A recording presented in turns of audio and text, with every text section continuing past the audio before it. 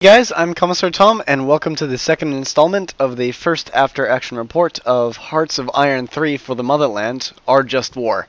And I'm sorry for the confusion about this second one. I uploaded it and some things went wrong, so I deleted it, and here we are a couple days later on Christmas Eve. So happy Christmas to you, if you're watching this on December 25th, that is. Most of you probably won't be because it's so late right now. But first of all, let's go for the overall view. So let's just look at the general situation here, where the Germans, where the Romanians, where the Hungarians are advancing. And the Bulgarians too, but the Bulgarians are Bulgarians. And the Italians, yeah. So basically the Germans have the north up here. They're advancing, and they've actually reached the city of Minsk, which is my main defensive hub in this sector. And then they've also reached the city of Kiev. The goal is to hold these cities at all costs. But anyways, in the south, they've cut off Odessa, which is planned, by the way, and they've reached the Sevastopol region, which is under Lower Dnieper Fortress. So, let's go up to Finland, which is our main. What we're gonna do here is we're gonna go north to south, and I'm going to explain everything that's happening along this front line. Oh, and just for you to know, nothing's going on in Asia. Nothing important at all. So we've got that down. Let's go over to the west. Okay. So further, at the highest point up north up here, we've pushed into what is Norway, sorry.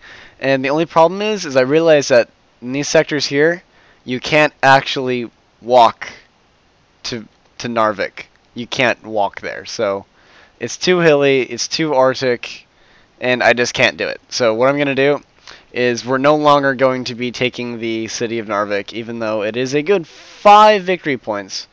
We're going to have to stop that invasion and focus further south. So let's look at the whole of Finland right here. And I noticed I've got all these men, as I've said plenty of times, right here in the Finnish front just being wasted, essentially. So let's look at their victory points. They've got 3 main victory points: Helsinki, Turku, and I don't want to try to pronounce that.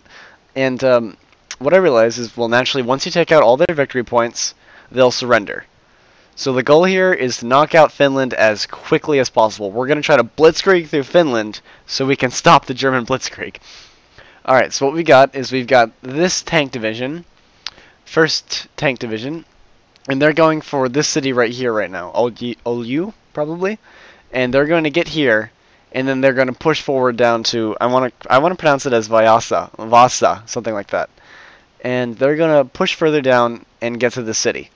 Meanwhile, our infantry divisions down here, NKVD rifle divisions, tanks, infantry, we're going to push towards Helsinki. What we're doing is we're bogging the main Finnish force down right here. We're going to cut through here, push up, and then go around and take Helsinki. But when we push up, we're also going to go for Turku at the same exact time and possibly knock out Finland as quickly as possible. Okay, so we've got the north, and we've somewhat got the south. In the south, I mean Finland, we've got 2 army groups. We have Fortress Karelia Command, which is 1 army to be honest, and Fortress Upper Leningrad Command.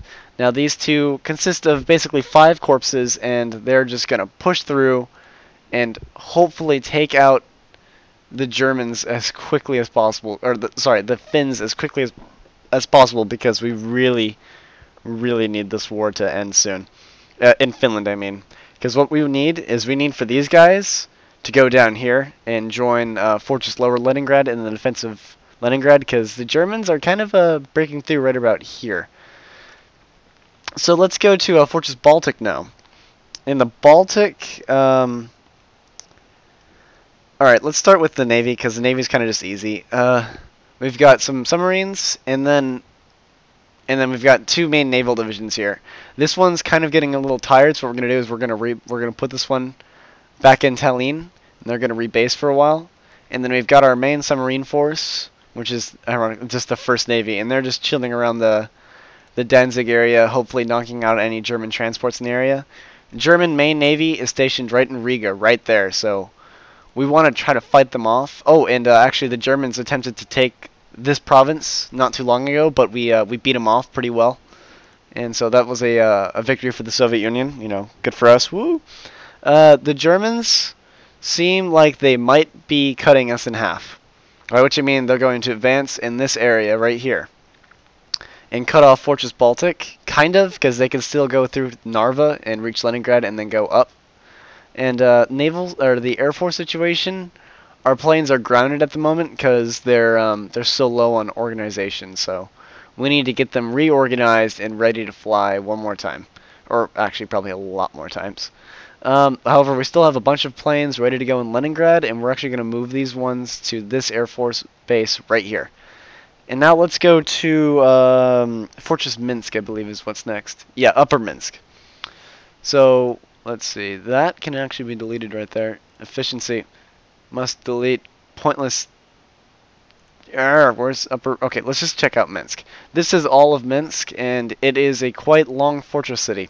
Fortress area. It starts all the way up here and goes all the way down to right about here, which is right next to Homil. So Minsk itself is holding quite well. It's a 50-50 right now, 44,000 men. There's over basically around 100,000 men fighting in this city. That's insane. Right, we've got a big NKVD rifles divisions right around here, and we're just trying to stop the Russian advance. And it seems like we're losing, but we've got reserves from Moscow on their way, ready to push back. That's our goal, is we're going to push them right back. Oh, these guys too, they're going to need to go to this theater because the Germans are pushing through right here, and we need everything to hold on to Leningrad, because that right there is... That's 20 victory points, and along with 2, 1, and 1, and they already took these one, and they already took Riga, so we need to hold on, especially here. Here and Minsk, all these areas are so important. So now, let's look at Minsk itself. Minsk is in the threat of being surrounded, however, I don't think it's going to be surrounded at least for a while. We still have large pockets of men ready to fight in the area. Then we get to the Homil region, which is under Kiev.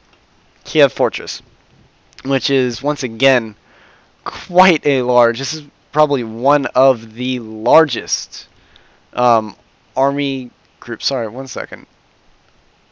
Lower Fortress. There we go. Now it's all connected. All this general HQ stuff gets a little confusing. That's called Order Battle, by the way. So this one's actually an army group, and so was Kiev, by the way. This was 2 armies, though. This one consists of 3 armies. That's how many men this one is. And we've got 2 corpses, so not those big, but this one's got 5, I do believe. Yeah. And they're armored infantry, and they're just ready to pack a punch against the Germans. We're going to hold this line very well, and hopefully, not Western Command, sorry, Army Group Reserve Center, which is 3 corpses and 1 strictly division, which is a rifle division, just randomly chilling there, is going to punch through somewhere probably around the Romanian-German border line right there. Then we get a little bit lower, and we get to Lower Fortress Kiev, which is still quite along the front line, but now we start running into Bulgarians, Romanians, and Italian tanks, and Hungarians, and it's not that much of a threat. Let's see, what's next? Next would be the Fortress Upper Dnieper, and the Germans and the Axis powers, or what I'm just going to say, haven't even reached my line yet. They're really close, though, and they're going to get here pretty soon. It's just they still haven't gotten here yet. And then we've got Fortress Sevastopol, which is in charge of Fortress Odessa, Fortress Lower Dnieper, and Fortress Sevastopol itself. And yeah, we're holding quite well. We still have 5 corpses of NKVD rifles along with an HQ in Fortress Odessa. However, I've been told that even though they still get supplies, they're going to run out of supplies quickly and fast, and they're never going to be fully supplied. Well, they are right now because they just got cut off. And so I'm thinking for what we're going to do is, since the Germans are pushing here the hardest, we're going to send our reserves, like I said, to this area right here, right? But they're just going to hold off, and then maybe, or then when we take out Finland, we're going to advance further. We're going to try to push them back through this area right about here, which this is going to be, basically this right here is going to be a battleground to hell. And what we're going to try to do is, with all these forces in the south, we're going to try, and in the center, is we're going to try to retake Ukraine and southern Belarusia, and maybe even push through into Poland and Hungary and cut off the Germans. Now that's just massive planning, but that would be absolute brilliant militaristic genius, a stroke of militaristic genius if we'd be able to do that. And I think we can, because I mean, look at over here. There's provinces where there's not even any Germans or anybody holding anything. And we've got all these men heading up from the Iranian-Turkish area, and they're just ready to fight. They're just, I mean, 10,000 men just right here. We're going to push them right back. We're going to wait till winter where we have the advantage in winter uniforms and such, and then we're going to push through.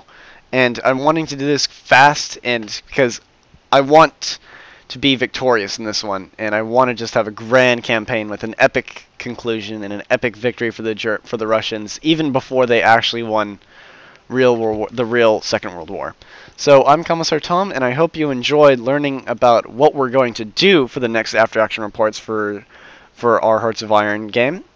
And I will be posting another one later showing what we're actually going to do, like what's going to happen in the center and the north, and with reinforcements, and hopefully maybe even a counterattack in the south soon. Maybe not yet, but soon enough. Alright, so take care. Any suggestions? I'm all for actually putting on music in the background. And so well, yeah, so take care, guys. Bye-bye.